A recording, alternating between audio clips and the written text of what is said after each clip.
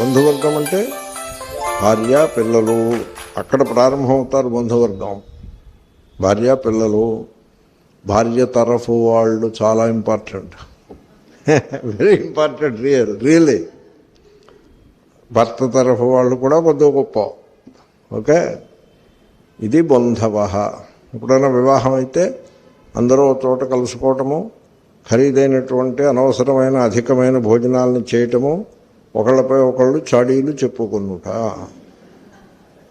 ఇంతకంటే ఘనకార్యం ఏమున్నది ఈ బంధువర్గంతో? బంధువులకు దూరంగా ఉండాలి. సత్సంగీయులే మనకి బంధువులు, మనందరం బంధువులము, అంతే. ఇదే బంధుత్వము. అలా ఉండాలి తప్ప ఈ బంధువులను పెట్టుకోకూడదు. కాబట్టి ధనము బంధువులు అలా జీవిస్తూ ఉంటారు. అది కాదు ముఖ్యం. ముఖ్యం ఏమిటంటే శీలము.